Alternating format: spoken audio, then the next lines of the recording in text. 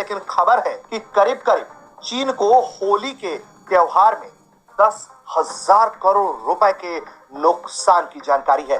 China में import हो रहा है, हम इंडिया से लेते हैं, हमें चाइना पे माल देना बंद कर देते हैं। इंडिया खुद डायरेक्टली चाइना के साथ कर रहा है और चाइना इंडिया के साथ कर रहा है। व्यापारियों ने बल्कि आम लोगों के तरफ से भी पूर्ण बहिष्कार हो रहा है। होली से जुड़े सामान का देश में आयात लगभग 10,000 करोड़ का होता था, जो अब लगभग ना के बराबर हो गया है। इस बार होली त्योहारी बिक्री में चीन के बने हुए सामान का व्यापारी और ग्राहक दोनों बहिष्कार करते हुए नजर आ रहे हैं। बिजनेसमैन क्या देखेगा? अपना फायदा। अगर उन्हें हमारे से फायदा मिल रहा होगा तो वो जरूर करेंगे और 110% करेंगे और हम भी उनके साथ करेंगे अगर हमें।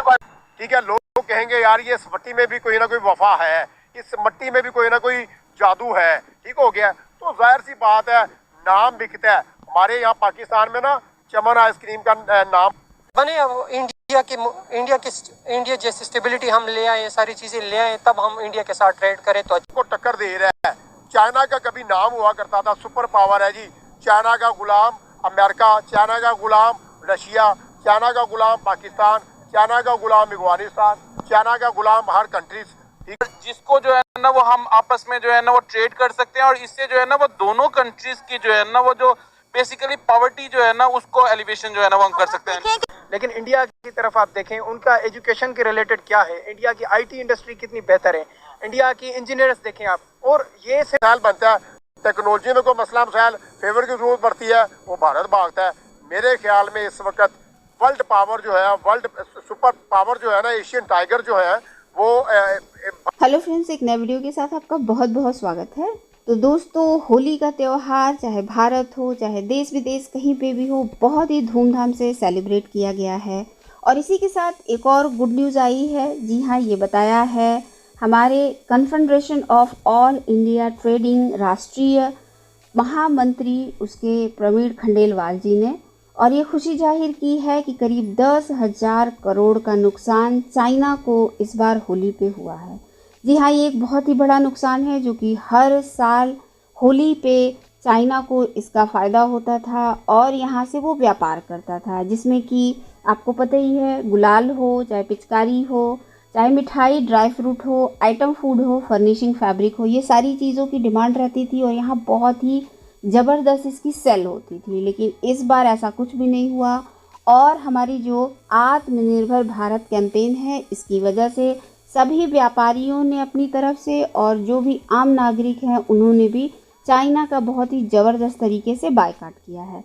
इसी के साथ confederation of all India trading के जो राष्ट्रीय महामंत्री हैं प्रवीण खंडेलवाल जी, उन्होंने बहुत ही ज़बरदस्त तरीके से खुशी जाहिर करते हुए बताया है कि करीब 50,000 करोड़ का बिजनेस होली के दिन सिर्फ जो है हुआ है, और ये एक बहुत ही बड़ा अमाउंट है। और बहुत ही खुशी जाहिर की है उन्होंने कि इस बार जो है चाइना का पत्ता पूरी तरीके से साफ है। तो आइए चलिए देखते हैं लोगों की इस पे क्या राय है।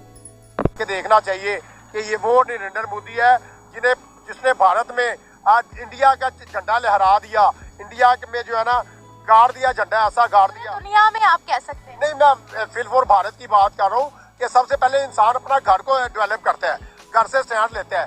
जब घर आपका अच्छा होगा, लोग आएंगे, यार इसके घर पे जाएं, कितना प्यारा घर है, इसकी कंट्री में जाएं, इसकी कंट्री कितनी प्यारी है। जब भारत डेवलप हुआ तो भारत को देख के वो लोग जो है वो चाह रहे थे, ख्वाब देख रहे थे कि यार हम भी भारत में जाएं, इंडिया में जाएं, इंडिया की डेवलपमेंट देखें, जाके नरेंद्र मोदी से जाके टिप लें कि यार आपने भारत को कैसे स्टैंड कर दिया, आपने टेक्नोलॉजी कैसे बना ली, आपने एग्रीकल्चर का निजाम कैसे ठीक कर 2019 में बड़ी हमने कहा था कि हमने तो ट्रेड करनी नहीं है, आर्टिकल 370 और 35 जब तक बहाल नहीं होता। अभी मैं देख रही हूँ कि हमारी नमक की इंडस्ट्री भी खसारे में जा रही है, हम मर रहे हैं कि किसी तरीके से भारत जो है वो हमारा नमक खरीद ले। और अब ये टॉपिक के ये स्टेटमेंट के भारत के साथ तिजारत होनी चाहिए, क्या लगता है आपको? उनकी पावर तो अब फिर पूरी दुनिया को नजर आ रही है ना कि हम झुक गए हैं उनके आगे। उसने मेहनत की, वो अपने मुल्क को ग्रो की तरफ लेके गया। आज वही मुल्क है, इंडिया जो है वो यूरोप को टक्कर दे रहा है। चाइना का कभी नाम हुआ करता था, सुपर पावर है जी। चाइना का गुलाम अमेरिका, चाइना का गुलाम रशिया, चाइना का गुलाम पाकिस्तान, चाइना का गुलाम अफगानिस्तान, चाइना का गुलाम हर कंट्रीज। ठीक है, आज वही लोग हैं जिनकी मेडिसिन कम पड़ जाती है वो भारत के पास जाता है, जिसे कोई मसला मसाइल बनता है, टेक्नोलॉजी में कोई मसला मसाइल फेवर की जरूरत पड़ती है, वो भारत भागता है। मेरे ख्याल में इस वक्त वर्ल्ड पावर जो है, वर्ल्ड सुपर पावर जो है ना, एशियन टाइगर जो है, वो भारत को मैं देख रहा हूँ कि भारत जो है उसने घुटने टेकने पर मजबूर कर दिया सभी कंट्रीज को। आज आप देखें ना कि यार अगर पाकिस्तान ने उन्हें बोला कि आप हमारे साथ ट्रेड करें, भारत के साथ ट्रेड होनी चाहिए। हमारा नमक किसी वक्त में भारत के पास जाया करता था, हमारा नमक के ट्रक जो है वो 400-500 में पूरे फिल हो जाते थे। तो भारत ने क्या किया, उसी साल्ट को जो है ना, पिंक साल्ट को, कामयाब है तो कामयाब दूसरे को भी कामयाब देखना चाहते हैं, अगर हम नाकाम है तो दूसरों को भी नाकाम देखना चाहते हैं। क्या हमारी यही बात है कि हम अगर कोई इंडिया तरक्की करे तो ओ यार छोड़ यार, वो तो तू देखिए हमारे कदमों में आगे गिरेगा, हमारे पाकिस्तान से हाँ या ना के फैसले करेंगे, हम तो इतने पावरफुल हो जाएंगे। हमारे माइंड में ये सारी बातें भर दी गई हैं कि वो हम समझते हैं कि भाई हम कुछ भी ना करें, ये पाकिस्तान जो है वो अल्लाह के नाम पर बना और क़यामत तक रहेगा। इस बात को गलत साबित किया 71 में बांग्लादेश हमसे अलग हुआ। कैसे देखते हैं कि ये लोग मजहबी लोग ये बातें डालते हैं कि यार ये अल्लाह के नाम पर बना था, यहाँ से खुराफात की वो जंगें उठेंगी और जाएंगी हिंदुस्तान की तरफ, गजवा हिंद होगा। इस तरह की बातें हमें पढ़ाई जाती हैं, बच्चों के दिमाग में दुश्मनी डाली जाती है। क्या कैसे देखते हैं? ये मजहबी लोग नहीं बोलते, ये आपके अच्छे भले ऑफिसर बोलते हैं, जिनके नाम भी नहीं ले सकता अभी। और जब उनको ये चीज़ें होती हैं तो वो गुर्बत को हमारी जो है वो किस्मत के नाम पर आके बोल देते हैं। और I am not sure if I can take their name.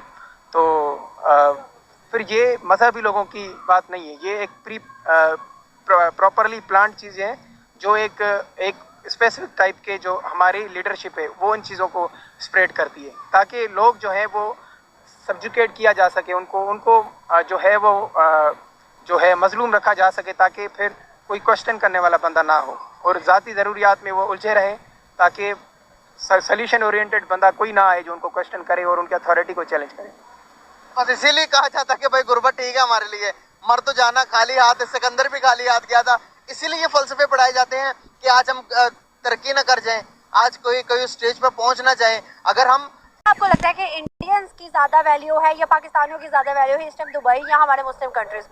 नहीं, इंडियन मुस्लिम ज़्यादा, वो तो डेवलप है। इंडियन आप देखिएगा आने वाले वक्त में, मुझे तो ये लगता है वो सुपर पावर है आने वाले वक्त में, मुझे तो ये लगता है वो सुपर पावर है आने वाले वक्त का। तो वो लोग वहाँ ये ताज, हाँ वहाँ चीज़ें हैं, ये नहीं कह रहे कि वहाँ एक्सट्रीमिज़म नहीं है, हर जगह होता है, मसाइल होते हैं, लेकिन उनकी जो अक्सरियत है वो अपने कानून को और अपने मुल्क के साथ मोहब्बत करती है। यहाँ मुल्क का तो किसी को पता ही नहीं है, स्टेट की तो बेसिक जो डेफिनेशन है वो भी किसी को नहीं आती। तो ये मसाइल तो इस तरह से तो आपने कहा है कि इंडिया अगर सुपर पावर बन जाता है तो भाई दुनिया में राज करने लग जाएगा, जैसे अमेरिका करता है, अमेरिका चाइना करता है। तो क्या हमें अपने पड़ोसी के साथ अच्छे ताल्लुकात नहीं बनाने चाहिए? हम तो हिंदू मजहब, हिंदू मुस्लिम इस तरह के तफरकों में से निकल ही पा रहे। देखें, मैं एक मिसाल आपको देता हूँ, तुर्की है, उनका बॉर्डर जो है वो इसराइल और फ़लस्तीन के साथ मिलता है, शदीद हालत जंगी है। तो क्या तुर्की आप इसराइल के साथ बाईकाट करते? ऐसा नहीं होता, बाईकाट करने से काम नहीं चलता। हर कंट्री के मफादात होते हैं, हर स्टेट के मफादात होते हैं, अपने मफादात को ज़रूर लेकर चलें, उनको छोड़ ना दें। लेकिन ये क्या कि आप सफारत खाने भी बंद कर दें, आप ट्रेड भी बंद कर दें, लोगों को भूखा मारें, तो ये तरीका नहीं सही। अगर आप इंडिया के साथ ट्रेड